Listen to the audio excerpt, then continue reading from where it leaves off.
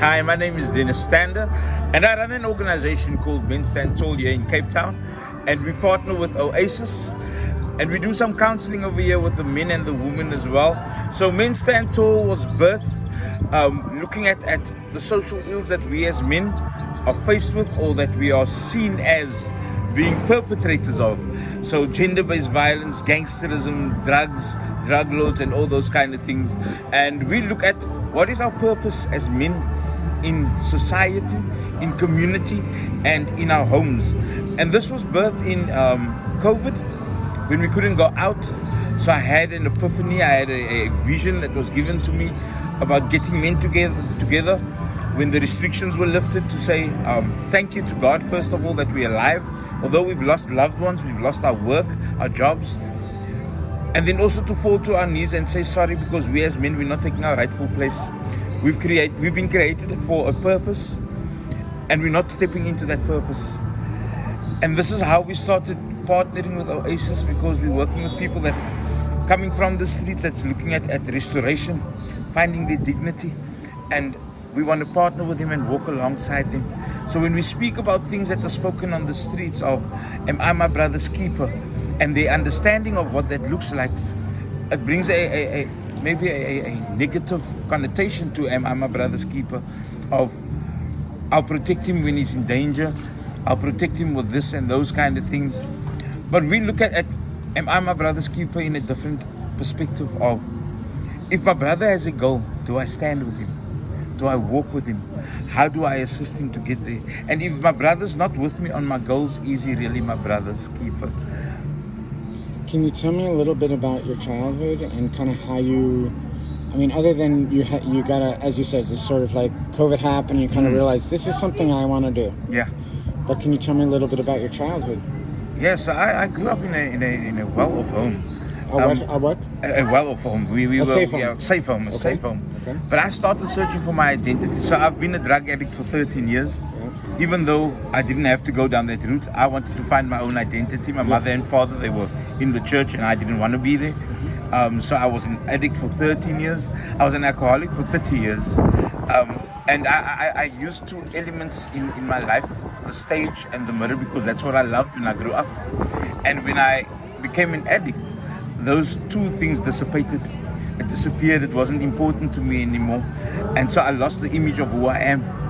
And for a drug addict, it's difficult. I know if there's somebody out there that's a drug addict, to look in the mirror if you're on drugs, because you don't actually like what you see in the mirror. So I had to bring myself to a point where I either wanted to commit suicide, and I made myself a noose to hang myself. And then I thought, no, why kill yourself, Dennis, if you can kill others? So I plotted to get guns to kill people, because that's how deep I got into it. And then a voice inside of me said, Dennis, go look in the mirror. And when I looked in the mirror, I only saw a small image of who I really am, and I started crying. And friends of mine, I was privy to have friends that helped me get off my drugs, and my family as well. But then I substituted... A support system. A support system, yeah. But at that time, it was an Oasis. Or it was related. No, it was my friends and family. Friends and family, yeah. I wasn't even aware of a space called Oasis at that time. Okay. And I just replaced one menace with another, which was alcohol. I say I drank to forget, but I don't know what I wanted to remember. Fair enough. And I love how that sounds. Yeah. Because we look for vices to take us out of our circumstances, but we don't really understand what the vices are that we need. So you supplement things like alcohol, substitute it for drugs, and think, okay, I'm perfect, because in society alcohol is accepted and not drugs. So, but it still has the same vicious effect on you.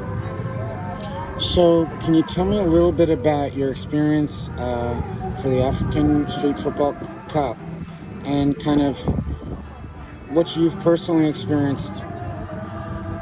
Mind blasting. Why? Mind blowing. Why? So I'm privy to MC the event, and the theme is One Africa, and I've witnessed One Africa in this space called Oasis, with Ghana, Namibia, Zimbabwe, One Africa team, South Africa teams, and I see how the even the awareness that we're speaking about xenophobia, it wasn't shown over here. Love was shown. Gender-based violence wasn't something that was a worry over here because we embraced even our ladies that played football. The support from the men was phenomenal, and there weren't any barriers like this. Homelessness wasn't something that you're aware of, because in your mind homelessness means hopelessness, but here I found that there's so much hope. On the other side of this gate, gender-based violence happens, xenophobia happens, homelessness is judged. But in this space over this weekend, we embraced One Africa, and for me, that is mind-blowing. I am humbled by this experience. So, Cliffy and his family, can you tell me, if I understand correctly, you've known them for a while? Yeah. So can you tell me, from the history of your friendship and bond to, again, throughout the process of an Oasis, is there some things you could say about him and his family and the extended Oasis family? Is there something you'd like to say that you know? I think it's very important that It's very important. Yeah. that they know, Yeah. and that anybody who sees this knows that this is an Oasis. Yeah. Even though Sure. it is what it is, Yeah. it is an Oasis. But It does I would represent like to that. hear in your words. Yeah, so I don't know Clifford that long, actually, to be honest with you. My nephew is actually here at Oasis because he didn't have a place to stay because he stole from us. And He stole everything from Understand. material He was in kind the of wrong things. place. He was in the wrong place, Got it. and we sought help. And we came here, and Cliffy opened his arms and his door to us to say, okay, let him come over here. And that's how our relationship started. And because I do facilitation around life skills and those kind of things, I asked if I could do some programs over here. And without any question, without even knowing who I am, Cliffy said yes. And that relationship has grown now into 7-8 months. And the heart of Cliffy, I love, and his wife and his family. I spoke to his brother-in-law yesterday, and he says, you know, that his sisters, his siblings, they all have the same heart of serving, and serving without any expectation of anyone. That is phenomenal. That is phenomenal. We need more people like Cliffy in this world, and his family. We need more Oasis like this, man. Many organizations think that you need money to run, but you need passion to run. Money is not the product, it's a byproduct of. So there's also a theme around here about the sport, which actually it's fascinating because love on the football field. It's in almost every conversation that I have. They love football. Yeah. They love to be around it. But the love in the community, it's equally Yeah. as part of the community Yes. as the football. Yeah. I mean, look at yesterday was a typical example. We had the walking soccer guys here yesterday. And they did an exhibition match where they did walking soccer. And later on, they started playing with the young people over here. And you could see that there's, for me, standing from the outside looking in, you could see there was a yearning from the young people to have mentors from men that are older than them. Yes. So we have a pivotal role outside of this African homeless cup of nation when this is done, to actually be mentors to young people that needs guidance, especially as men. We're living in a society of fatherlessness, absent fathers, present absent fathers. And yesterday we saw that yearning is to get closer to older people for guidance. So soccer, football, as we say over here, is such a tool that can bring those things together, man. And where there's unity, there's blessings. And that is what we're seeing. Today is the final day over here. I couldn't wait to wake up this morning. It's to be really honest true. with you. Yeah. It's the healthiest addiction, Yeah. that positivity around here. Yeah. And the passion and the love. And I like what you're There's saying. not another place you'd rather be. No. So I will remain an addict. Yeah. No, exactly. So I will We're remain an addicted addict. to it. Yeah. That's absolutely Yeah. right. But I'm replacing my negative addiction to positive. Right. And Okay. we all have a role to play in this. And my motto in life is I can change the world one person at a time.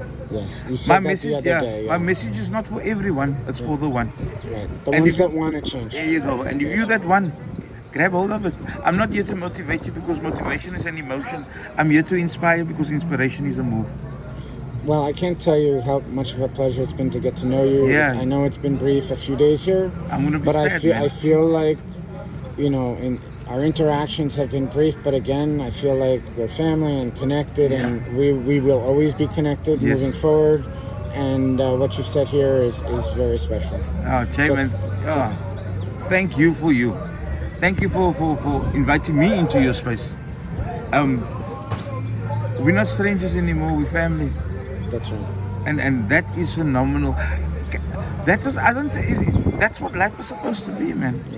Let's look past the stigmas that that society has structured and created for us not to be family.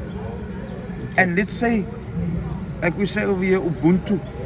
Let's be one, man. Let's walk in harmony. And when I allow Jay to walk in who Jay is and Dennis walk in who Dennis is, we get further. So I don't need to replicate who you are. I need to respect who you are. Well, thanks again, man. Thank you Peace very and much. love. Peace and love.